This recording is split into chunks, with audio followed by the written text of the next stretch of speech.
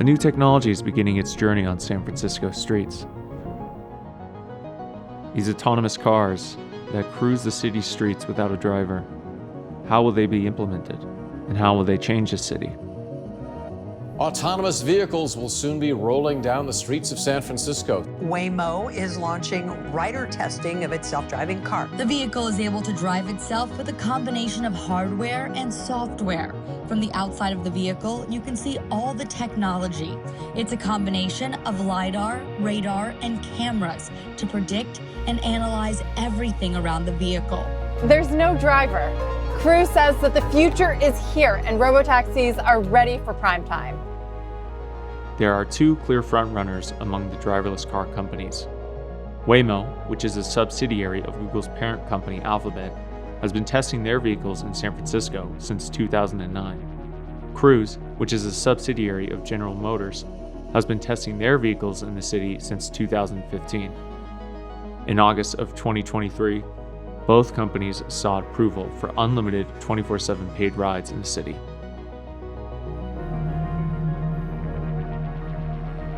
All right, if you haven't spotted one already, it's only a matter of time. Driverless cars are here, so would you get into one? Many people want to hit the brakes on this technology. Autonomous vehicles are on the streets of San Francisco, and they're all over the place here. So yeah, it's a serious disruption, this new autonomous technology, to the existing participation of drivers actually inside the cabin of the vehicles.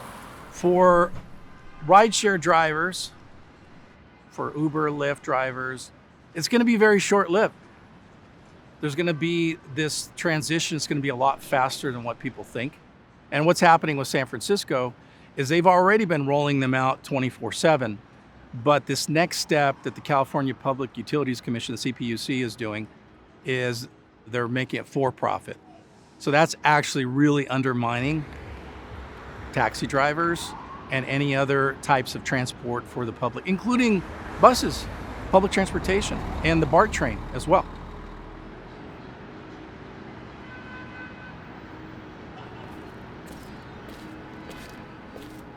The CPUC let Uber and Lyft come in under very lax regulations, and as a result, the cab drivers and the cab industry took an enormous hit.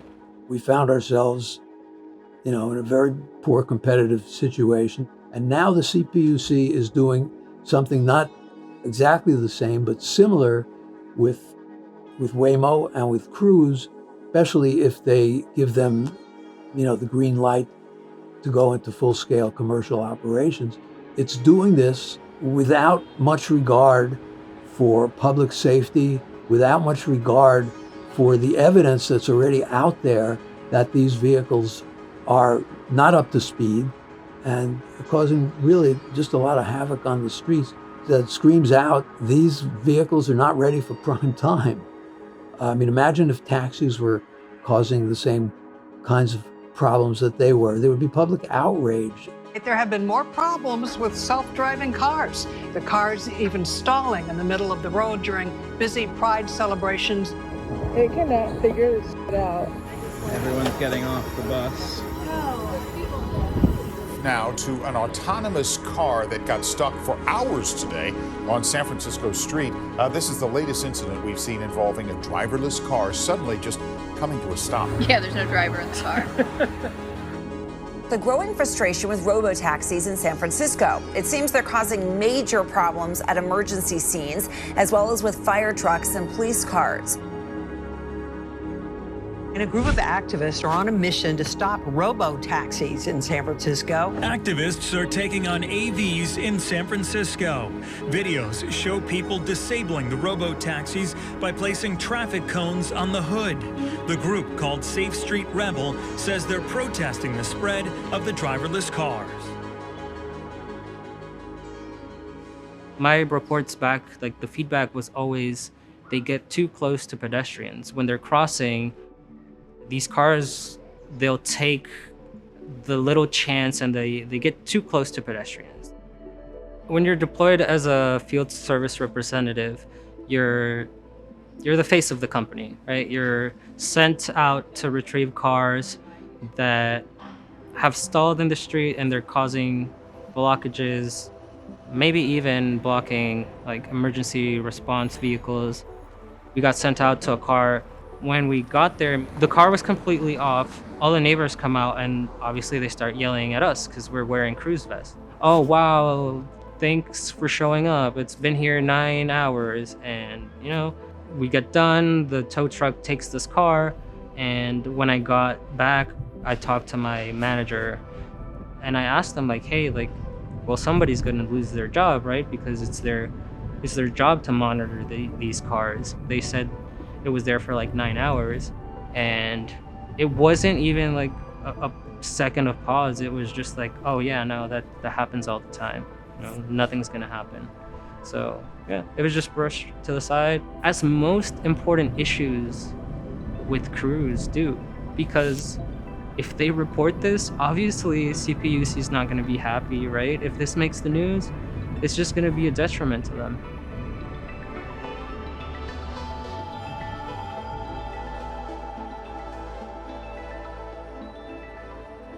I'm not against technology. I'm not against automation. I'm not against AI. But the question for myself, and I think the people of this country and the world, is who should it benefit, the billionaires or the people? I think if they allow the introduction of robot taxis, it's going to wipe out the taxi industry. That's where the future is. The social cost of that is not even recognized. I mean, the California Public Utility Commission, which is now in charge of introduction of this technology, that's not even one of the issues in their determinations. And I think that's a problem. How can you have new technologies introduced in the workplace and on the public and not look at how it's going to affect working people socially? It seems obvious to me that local governments that are in charge of enforcing local traffic conditions, issuing tickets by our police department, dealing with the impacts of congestion on our streets, of course should have a role in the regulation of these vehicles. There has been a preemption by the state of California wherein local governments have no control. And that is precisely how Uber and Lyft got their way. They bought off the state legislature, they bought off the California Public Utilities Commission. Local governments had nothing to say about it. We live with the congestion, we live with the impacts on employment, and we live with the impacts on the taxi system. And the same thing is true here. The General Motors and Waymo have bought the cheapest, trick in town, which is the California state legislature. So yes, of course, local decision makers should have authority, but the state has preempted all local governments in the state of California from having any ability to regulate in any way whatsoever. The California Public Utility Commission is a body of 5 commissioners appointed by the governor that regulates self-driving cars, among other things. On August 10, 2023, the commission held a vote to approve 24/7 for-profit robotaxi services for Waymo and Cruise. Outside the meeting, various groups showed up to express approval or disapproval for the expansion. These cars are out of control in San Francisco. Even the fire chief has said that a catastrophic situation is coming to San Francisco. They've been warned by the fire chief of San Francisco that this could be a catastrophic situation. The CPUC is deferring to the DMV, and who's the DMV deferring to? They're deferring to these companies themselves to certify that they are qualified to do this service. That is unacceptable. That is outrageous. They're listening to Google and GM. They're listening to these companies who want to profit by putting these cars on the streets and driving down, destroying the taxi industry. But these people here are paid for by Google, paid for by GM, are saying it's all safe. So they mobilize their members. And here you have the Safe Roads for All. Here's our crowd over here, Safe Roads for All, funded by these tech billionaires, funded by Google.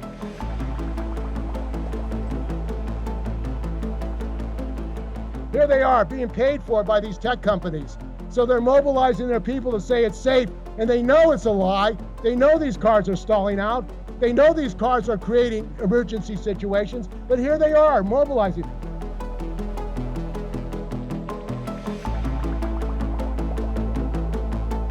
Hi, I am Tim Elder, the elected president of the National Federation of the Blind of California, and we are here to fully support autonomous vehicles and their rapid deployment. Good morning. My name is Olga Miranda. I'm the president of SEIU Local 87. We represent the private sector janitors in all of these buildings. Now, I want to be able to say that we're standing here this morning, myself, our members. We're proud that Cruise is building in San Francisco Union, right? We're proud that the partnership we created with Cruise will make sure that Joel's jobs in their buildings, in their parking lots will be union. This is the future. And with that future, we have to be able to sit at the table with them. So thank you very much. Muchísimas gracias. Well, you saw what happened when they ushered in Uber and Lyft. Nobody listened to the serious disruption that was going to happen. But what's happening here is a replication. This is all over again, doing the same damn thing as last time with Uber. Nobody was listening. So we're here to say to the CPUC, no! No to robotaxis! No to robotaxis! No to robotaxis! I am here in total support of the expansion of the testing hours of Waymo and Cruise autonomous vehicles. People who drive or are able to drive, they go to work every day, they get in their car, they go to work, they listen to their own music, and they just go on their merry way. I don't have that luxury. So having an autonomous vehicle with me in the car all by myself, that's great. That's like my luxury that I want to experience, that any other person who has access to a car can do every single day, right? I can do whatever I want. I don't have to ask anybody. I am tired of asking people, can you take me here? Can you take me there?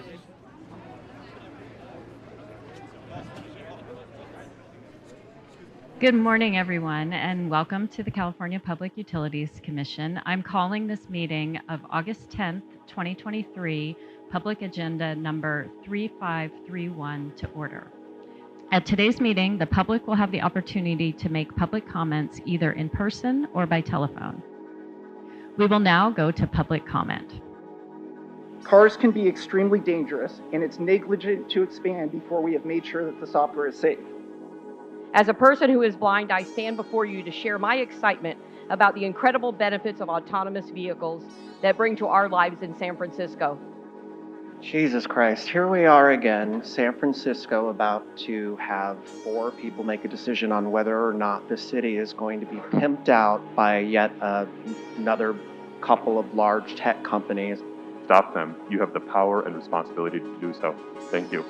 I encourage the panel to please embrace this technology that our city and region have long been renowned for. So I urge you to put the brakes on. I urge you for a no vote. We at Local 87 support Cruise. Again, I ask you to not approve this expansion. Vote yes. Vote yes. And no. Please vote yes. Vote no. Vote for this resolution. Thank you. Thank you. The next 3 speakers are Kazuko Jones, Brent Johnson, and Brian Hamilton.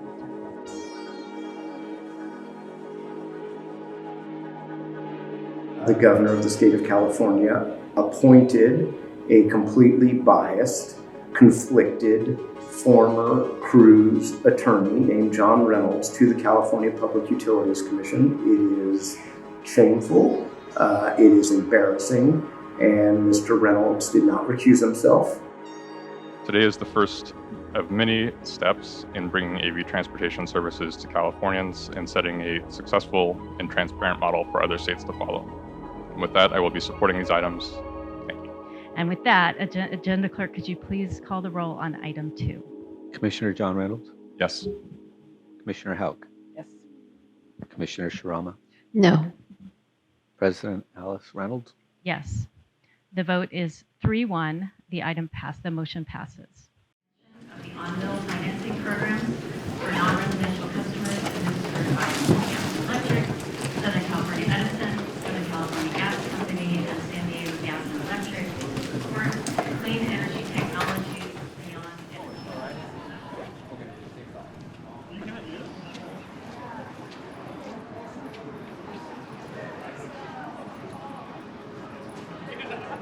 Just one day after the California Public Utilities Commission voted in favor of expanding robotaxi services in the city, a connectivity issue left several cruise vehicles stalled in the middle of the street Friday night.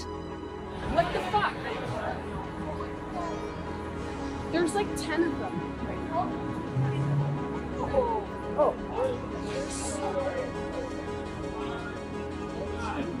Last night, a fire truck hit a cruise vehicle with a passenger inside.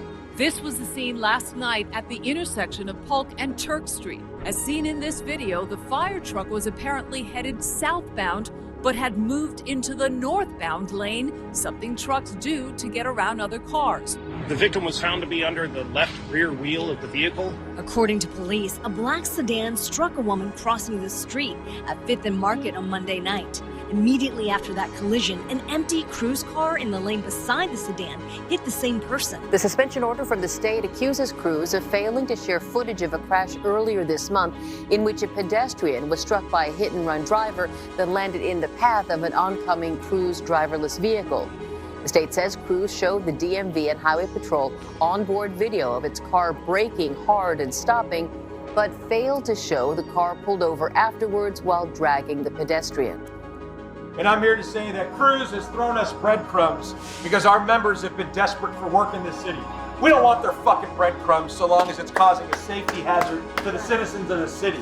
They are out. They, being Cruise and Waymo and other scofflaws, are out to decimate public services. They're already jeopardizing public safety. It should be a given. We should understand that they are out to replace public transit. And we're here in San Francisco. We will utilize every legislative tools possible to tell Cruise and to tell all these driverless vehicles they are dangerous.